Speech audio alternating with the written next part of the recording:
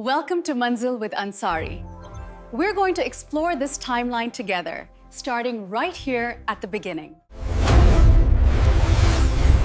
नमस्कार और आज की इस गहन चर्चा में स्वागत है।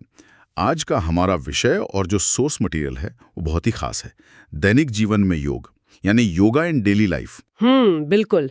और ये टॉपिक खासकर उन सभी शिक्षार्थियों के लिए बहुत क्रूशल है जो केवीएस और दूसरी टीचिंग एग्जाम्स स्पेशली टियर 02 की तैयारी कर रहे हैं। सही कहा। तो आज का हमारा मेन मिशन ये है कि जो प्राचीन योग ग्रंथ हैं और अष्टांगा योग के जो बेसिक प्रिंसिपल्स हैं, स्पेसिफिकली यामा और नियामा, उनका एक डीप एनालिसिस किया जाए। एग्जैक्टली और इस एनालिसिस को इस तरह से डिजाइन किया गया है कि कॉन्सेप्ट सिर्फ लॉजिकली समझ में ना आए बल्कि लॉन्ग टर्म मेमोरी में सेट हो जाएं। हाँ, क्योंकि इस मटेरियल को प्रॉपरली स्टडी करने से एग्जाम में कम से कम 3 से 4 क्वेश्चंस सीधे तौर पर पक्के हो जाते हैं। तो चलिए इस थॉट प्रोवोकिंग डिस्कशन की शुरुआत करते हैं। Yes, let's start. देखिए, इस टॉपिक के डेप्थ को समझना बहुत जरूरी है। सोसाइटी में एक आम मिसकंसेप्शन है, एक भ्रांति है कि योगा का मतलब सिर्फ फिजिकल एक्सरसाइज है या बस कुछ स्ट्रेचिंग पोजेस हैं, जो कि बिल्कुल इनकम्प्लीट डेफिनेशन है। हाँ, एग्जैक्टली। आज के जो नोट्स हैं वो क्लियर करते हैं कि फिजिकल पोस्चर्स यानी आसन इस इतने बड़े योगा सिस्टम का सिर्फ एक बहुत छोटा सा हिस्सा है। बेसिकली ये बॉडी, माइंड और हमारी इनर कॉन्शियसनेस के बीच एक प्रॉपर बैलेंस सेट करने का साइंटिफिक और फिलोसॉफिकल सिस्टम है। मतलब ये सिर्फ बॉडी को फ्लेक्सिबल बनाने तक लिमिटेड नहीं है। नहीं, बिल्कुल नहीं। ये सेल्फ डिस्कवरी और मेंटल वेलबींग का एक पूरा फ्रेमवर्क है। इस सोर्स मटेरियल को एनालाइज करते हुए एक बड़ा इंटरेस्टिंग एजुकेशनल पैटर्न सामने आता है। अगर हम स्कूल करिकुलम पर नजर डालें तो क्लास 7th में योगा का पूरा फोकस आसानास पर होता है, मतलब फिजिकल एक्टिविटीज पर। पर जैसे ही स्टूडेंट्स क्लास 8th या उससे ऊपर जाते हैं तो अचानक से फोकस शिफ्ट हो जाता है यामा और नियमा पर, यानी माइंड और इमोशंस के डिसिप्लिन पर। ये शिफ्ट अचानक नहीं है, इसके पीछे एक साइकोलॉजी है। बहुत सही पॉइंट आउट किया आपने। ये शिफ्ट एक्चुअली कॉग्निटिव डेवलपमेंट का एक परफेक्ट एग्जाम्पल है। होता क्या है कि 13-14 साल की एज तक आते आते बच्चों में एब्स्ट्रैक्ट कॉन्सेप्ट्स को समझने की कैपेबिलिटी डेवलप हो जाती है। अच्छा। हाँ, इसलिए एजुकेशन सिस्टम उन्हें फिजिकल डिसिप्लिन से थोड़ा एडवांस करके मेंटल डिसिप्लिन की तरफ ले जाता है।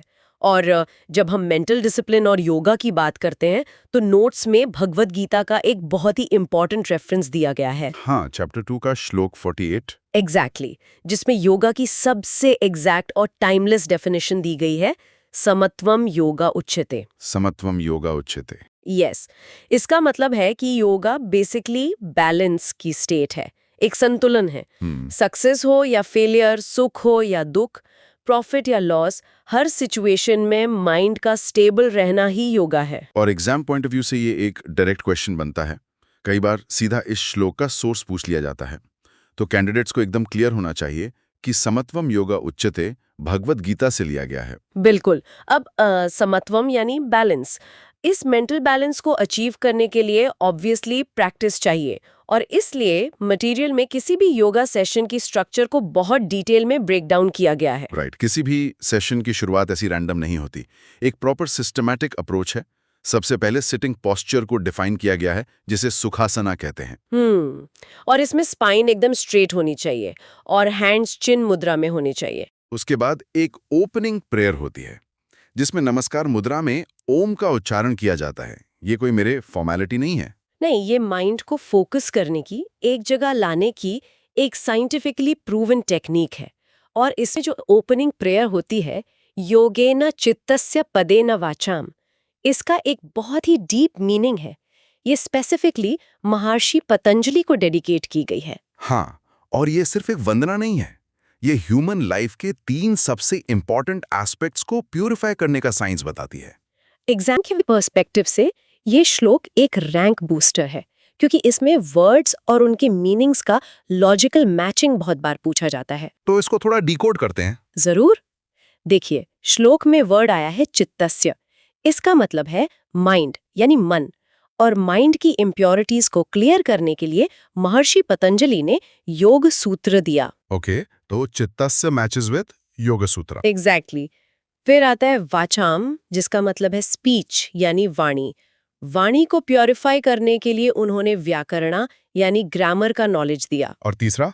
तीसरा है शरीरस्य यानी हमारी बॉडी, और बॉडी की प्योरिफिकेशन के लिए उन्होंने आयुर्वेदा, जिसे वैद्य का शास्त्र भी कहते हैं, उसकी रचना की। तो ये ट्रायंगुलर अप्रोच हो गया, माइंड, स्पीच और बॉडी का प्योरिफिकेशन। यही योगा का फाउंडेशन है। ये ट्रिक बहुत अच्छी है याद रखने के लिए। चित्तस्य के लिए योगा सूत्रा, वाचाम के लिए व्याकरणा और शरीरस्य के लिए आयुर्वेदा। परफेक्ट। अब सेशन के एंड स्ट्रक्चर की बात करें तो क्लोजिंग प्रेयर का मेंशन है ओम सर्वे भवन्तु सुखिना, जिसका यूनिवर्सल मैसेज है कि सभी सुखी हों, सब डिजीज फ्री हों। हाँ, और ये योगा के उस अल्टीमेट गोल को दिखाता है जो इंडिविजुअल बाउंड्रीज से आगे बढ़कर यूनिवर्सल पीस और यूनिवर्सल ब्रदरहुड को प्रमोट करता है। और ये जो वर्ल्ड वेलफेयर का थॉट है ना, ये हमारे एंशिएंट टेक्स्ट के कोर फिलॉसफी पर बेस्ड है। ये टेक्स्ट जनरेशन से ह्यूमैनिटी को एथिकल लिविंग और मेंटल डिसिप्लिन का रास्ता दिखा रहे हैं। ट्रू। और आज के सोर्स मटेरियल में 5 मेजर एंशिएंट टेक्स्ट का कंपैरेटिव ब्रेकडाउन दिया गया है, जो हर एस्पिरेंट के लिए समझना मस्ट है। इनके जो स्ट्रक्चरल नंबर्स हैं और ऑथर्स के नाम वो एग्जाम्स में डायरेक्टली मैच द फॉलोइंग में आते हैं। तो चलिए इनको एक एक करके क्लियर करते हैं, पूरा कंपैरेटिव स्टडी देखते हैं जिससे बच्चों के डाउट्स क्लियर हो जाएं। सबसे पहला और सबसे इंपॉर्टेंट नाम है महर्षि पतंजलि का पतंजलि योगा सूत्र। इसे अष्टांगा योगा का मेन सोर्स माना जाता है। इसमें 4 पदाज है, राइट? हाँ, इसमें क्लियरली 4 पदाज हैं जिनको हम सेक्शंस या चैप्टर समझ सकते हैं, और टोटल 195 सूत्रास हैं। 195 सूत्रस, ठीक है। और दूसरा टेक्स्ट कौन सा है? दूसरा मेजर टेक्स्ट है स्वामी स्वात्मारामा जी द्वारा लिखी गई हथा प्रदीपिका। इसका फोकस थोड़ा अलग है। ये मेनली आसनास और षटकर्मास जैसी फिजिकल प्रैक्टिसेस पर ज्यादा डिटेल में बात करती है, और इसके स्ट्रक्चर में 4 अध्याय हैं। एक मिनट, यहाँ स्टूडेंट्स बहुत कंफ्यूज होते हैं। पतंजलि योगा सूत्र में 4 पदाज हैं और हथा प्रदीपिका में 4 अध्याय हैं। हाँ, एग्जैक्टली। ये सबसे बड़ा कंफ्यूजन पॉइंट है। योगा सूत्र में समाधि पदा, साधना पदा जैसे पदाज होते हैं, जबकि हथा प्रदीपिका में स्ट्रेट अध्याय होते हैं। ये डिफरेंस याद रखना बहुत जरूरी है। ठीक है, तीसरा टेक्स्ट देखते हैं, ऋषि घेरांदा की घेरांदा संहिता। हाँ, इसकी स्ट्रक्चर इन दोनों से थोड़ी डिफरेंट है क्योंकि इसमें 7 अध्याय यानी 7 चैप्टर्स हैं, और यही रीजन है कि घेरंदा संहिता की फिलॉसफी को सप्तंगा योगा भी कहा जाता है, 7 लिम्ड योगा। ये बॉडी की प्यूरिफिकेशन से लेकर समाधि तक का एक बड़ा ही प्रैक्टिकल सीक्वेंस देती है। Got it. अब उसके बाद 2 ऐसे टेक्स्ट्स का मेंशन है जो बेसिकली कॉन्वर्सेशनल स्टाइल में लिखे गए हैं, एक डायलॉग फॉर्म में। चौथा है भागवत गीता, जिसमें 18 अध्याय हैं, जो कुरुक्षेत्र के बैटल ग्राउंड पर लॉर्ड कृष्णा और अर्जुन के बीच का डिवाइन डायलॉग है, जो स्पेसिफिकली मेंटल टर्मोइल यानी कॉन्फ्लिक्ट के बीच में ड्यूटी और बैलेंस मेंटेन करने का रास्ता दिखाता है। और 5वां टेक्स्ट है योगा वशिष्ठा, जिसमें ऋषि वशिष्ठा लॉर्ड रामा को गाइड करते हैं। ये विजडम और डिटैचमेंट के थ्रू मेंटल पीस अचीव करने का एक डीप फिलोसॉफिकल टेक्स्ट है। अगर आप इन 5 टेक्स्ट का एसेंस देखें तो वो एक ही है। योगा सिर्फ अकेले किसी कॉर्नर में बैठने की प्रैक्टिस नहीं है, बल्कि लाइफ के स्ट्रगल्स के बीच बैलेंस मेंटेन करने का आर्ट है। और इस बैलेंस को मास्टर करने के लिए ही महर्षि पतंजलि ने अष्टांगा योगा यानी 8 लिम्ड पाथ बनाया था। और इस पाथ की जो पहली 2 स्टेप्स हैं, यमा और न्यामा, वो हमारी डिस्कशन का अगला और सबसे इंटरेस्टिंग पार्ट है। नोट्स में क्लियर लिखा है कि सोशल और पर्सनल लाइफ में डिसिप्लिन लाए बिना फिजिकल आसनास या मेडिटेशन की तरफ बढ़ना इम्पॉसिबल है। सही बात है, पर प्रॉब्लम यह है कि एस्पिरेंट्स को अक्सर यमा और नियमा के बीच का बेसिक डिफरेंस क्लियर नहीं होता। उसके लिए हमारे नोट्स में बहुत ही लॉजिकल डिवीजन दिया गया है। देखिए, यमा का डायरेक्ट रिलेशन है सोशल डिसिप्लिन से, यानी एक इंडिविजुअल बाहरी दुनिया, सोसाइटी और दूसरे लिविंग बींग्स के साथ कैसा बिहेव करता है। और दूसरी तरफ नियमा का मतलब है पर्सनल डिसिप्लिन, यानी हम अपने खुद के माइंड, बॉडी और इनर सेल्फ को कैसे डिसिप्लिन करते हैं। इसके नंबर्स भी याद रखना जरूरी है एग्जाम के लिए। बहुत जरूरी। महर्षि पतंजलि ने योग सूत्र के सूत्र 2.30 में 5 यमास का और सूत्र 2.32 में 5 नियमास का प्रॉपर डिस्क्रिप्शन दिया है। सूत्र 2.30 और 2.32, ठीक है। तो 5 यामास हैं, अहिंसा, सत्य, अस्तेय, ब्रह्मचर्य और अपरिग्रह।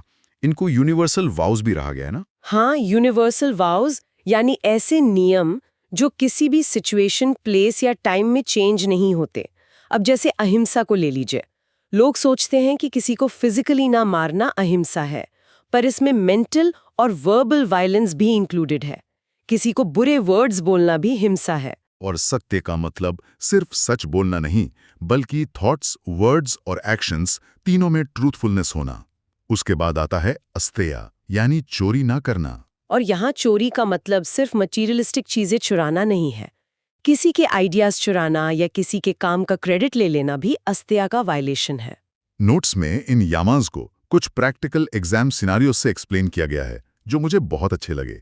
जैसे एक एग्जाम्पल दिया है कि अगर कोई स्कूल या वर्क प्लेस पर किसी कलीग के खिलाफ झूठी अफवाहें मतलब रूमर्स फैलाता है, तो ये सिर्फ इनडिसिप्लिन नहीं है। योगा के पॉइंट ऑफ व्यू से ये अहिंसा का डायरेक्ट वायलेशन है, क्योंकि उससे मेंटल ट्रॉमा हो रहा है।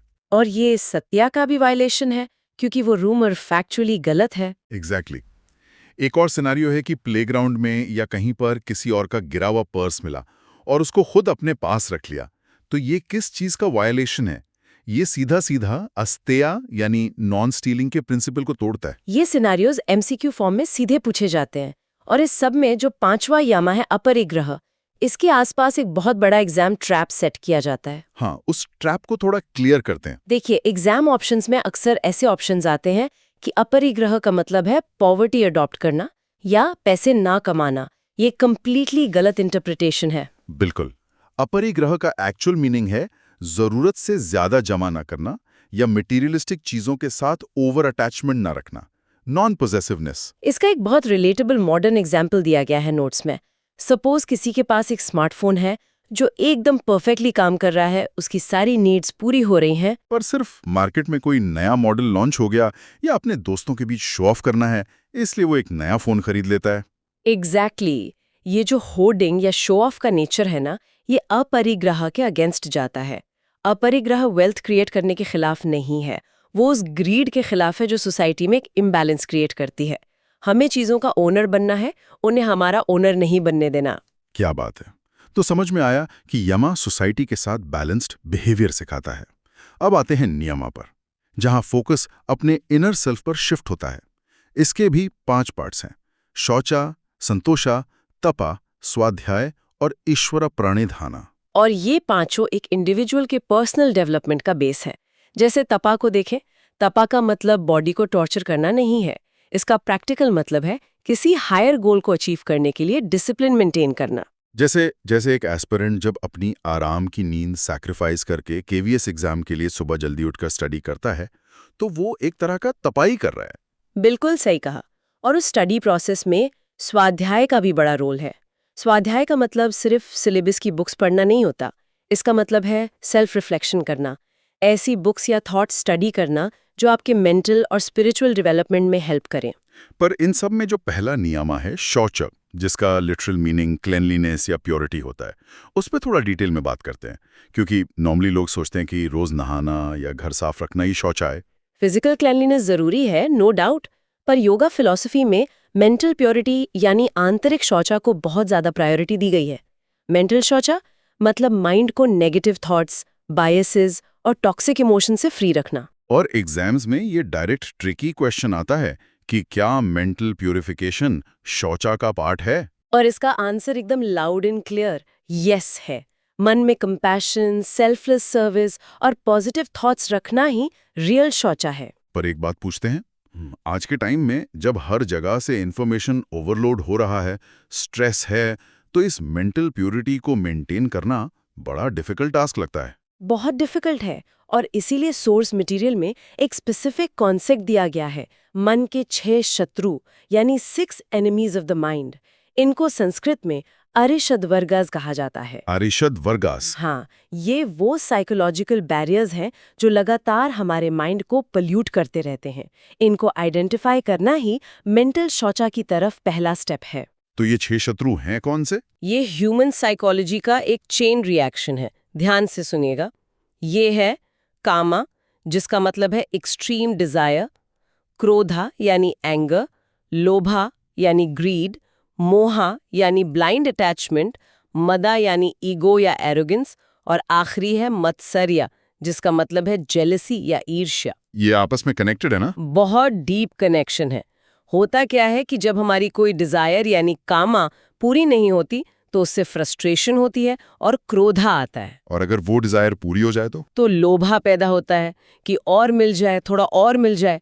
उस लोभा से उस ऑब्जेक्ट के लिए एक अंधा मोहा डेवलप होता है।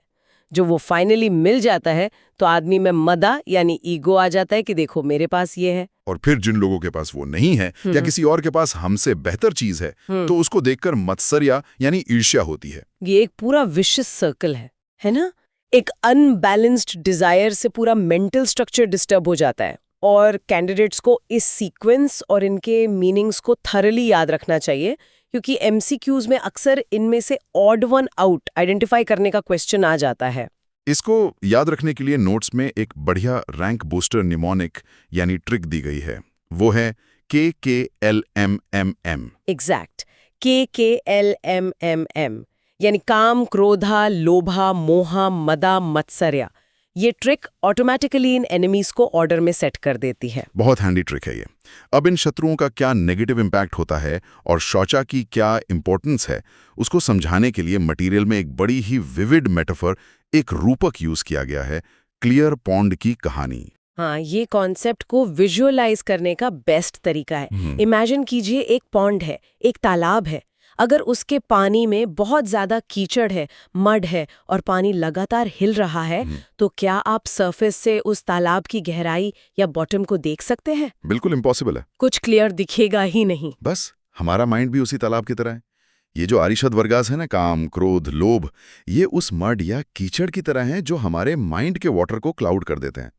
जब माइंड में एक्सट्रीम एंगर या जेलसी होती है तो हमारी लॉजिकल थिंकिंग पूरी तरह से ब्लर हो जाती है। ट्रू, हम रियलिटी नहीं देख पाते। पर जब हम लगातार शौचा और तपा की प्रैक्टिस करते हैं तो माइंड की इम्प्योरिटीज धीरे धीरे शांत होकर बॉटम पर सेटल हो जाती हैं।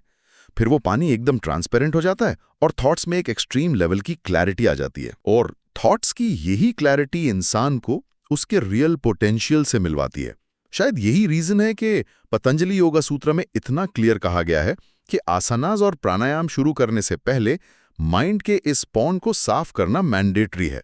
बिना यमा और नियमा के सिर्फ मंत्र पर एक्सरसाइजेस करने से योगा का एक्चुअल बेनिफिट मिल ही नहीं सकता। ये फिजियोलॉजी से कहीं ज्यादा साइकोलॉजी का साइंस है। 100%। तो आज के इस एक्सटेंसिव डीप डाइव को अगर हम रैप अप करें तो ये देखा जा सकता है कि डिस्कशन कितना मल्टी डायमेंशनल रहा। हमने भागवत गीता के समत्वम योगा उच्चते से स्टार्ट किया कि बैलेंस ही योगा है। और उसके बाद पतंजलि प्रेयर से माइंड, स्पीच और बॉडी के कनेक्शन को समझा। योगा सूत्रा, व्याकरणा और आयुर्वेदा वाला लिंक। फिर हमने 5 मेजर टेक्स्ट की टाइमलाइन और चैप्टर्स डिस्कस किए। पतंजलि योगा सूत्रा के 4 पादास और हैथा प्रदीपिका के 4 अध्यायस का कंफ्यूजन क्लियर किया। साथ ही यमा और नियमा के डिफरेंसेस को प्रैक्टिकल एग्जाम्पल से समझा, जैसे अपरिग्रह का रियल लाइफ कॉन्टेक्स्ट। और अरिष्ट वर्गास यानी काम, क्रोध, लोभ, मोह, मद और मैं को फेस करके कैसे शौचा के थ्रू मेंटल पॉन्ड को क्लियर रखना है, उस पर डिटेल में बात की। ये सारी अंडरस्टैंडिंग सिर्फ एग्जाम के एमसीक्यू स्टिक करने के लिए नहीं है। ऑफ कोर्स सिलेक्शन के लिए जरूरी है, बट इसका लार्जर पर्पस एवरीडे लाइफ में एक रियल बैलेंस लाना है।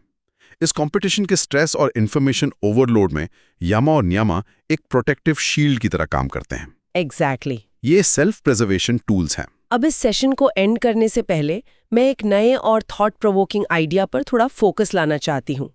अष्टांगा योगा के प्रॉपर सीक्वेंस में महर्षि पतंजलि ने ये शर्त रखी है कि किसी भी आसन या एक्सरसाइज पर जाने से पहले यमा और नियमा को थरली प्रैक्टिस करना पड़ेगा। ये एंट्री टिकट है। सही बात है। पर आज के मॉडर्न टाइम्स में देखिए, लोग सीधा फैंसी जिम्स या महंगे योगा स्टूडियोज में जाते हैं, मैट बिछाते हैं और स्ट्रेचिंग शुरू कर देते हैं। जस्ट इमेजिन, अगर सिस्टम में एक छोटा सा चेंज कर दिया जाए। अगर किसी भी योगा स्टूडियो में एंट्री से पहले एक यामा और नियामा का टेस्ट मैंडेटरी कर दिया जाए। ओह, दैट्स इंटरेस्टिंग। मतलब चेक किया जाए कि क्या इस पर्सन ने आज सत्य का पालन किया, क्या इसके माइंड में लोभा या मत्सर्या, ईर्ष्या तो नहीं चल रही, क्या इसने शौचा यानी मेंटल प्योरिटी मेंटेन की है।